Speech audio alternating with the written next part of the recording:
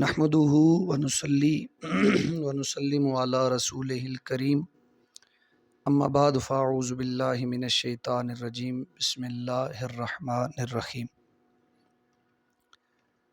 مریض کی عیادت کرنے والا دریائے رحمت میں ہوتا ہے، جیسا کہ حضور نبی کریم رؤوف الرحیم نور مجسم حضور رحمت عالم صلی اللہ علیہ وسلم کا ارشاد گرامی یہ قدر ہے، جس شخص نے مریض کی عیادت کی گویا وہ دریائے رحمت میں داخل ہو گیا۔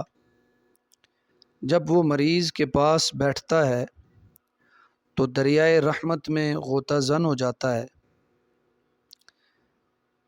اور دریائے رحمت میں غوطہ زن ہونے سے مراد احباب ذی وقار اگر کسی پانی والے دریا میں اگر بندہ غوطہ زن ہو جائے تو جسم کا کوئی حصہ خشک نہیں رہتا، حتیٰ کہ جسم پر بال وہ بھی اس پانی سے تر ہو جاتے ہیں۔ مراد نبی کریم صلی اللہ علیہ وسلم نے فرمایا کہ اس کی مراد یہ ہے کہ میری رحمت انسان کے ہر ایک حصے پر پہنچتی ہے جو مریض کی عیادت کرتا ہے۔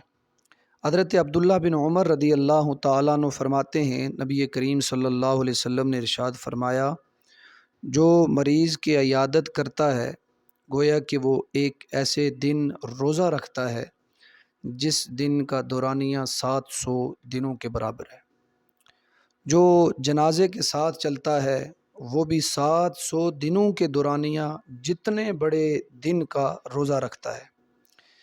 حضرات گرامی قدر، ایک شخص حضرت ام دردہ رضی اللہ تعالی عنہا کے پاس آیا اور ان کے پاس آ کر اپنی سنگ دلی کا ہونے کا شکایت کی، یعنی میں سنگ دل ہوں، سخت دل ہوں۔ تو حضرت ام دردہ رضی اللہ تعالی عنہ نے فرمایا کہ یہ تو بہت بڑی بیماری ہے، لیکن تو مریض کی عیادت کیا کر، جنازے کے ساتھ چلا کر، قبرستان میں جایا کر۔ اس نے یہی عمل اپنایا۔ جب اس نے اپنے عمل میں نرمی محسوس کی تو پھر واپس آیا، آ کر کہنے لگا، اللہ تبارک و تعالیٰ آپ کو جزائے خیر دے، آپ نے میری بیماری کا علاج کر دیا، میں نرم دل ہو گیا، رونا آتا ہے، رب کے نام پر آنکھیں نم ہو جاتی ہیں۔ اللہ آپ کو اس کی جزائے خیر عطا فرمائے۔ احباب ذی وقار، جہاں مریض ہوں ان کی عیادت کے لیے جتنا بھی ہو سکے جانا چاہیے، ان کی عیادت کرنی چاہیے۔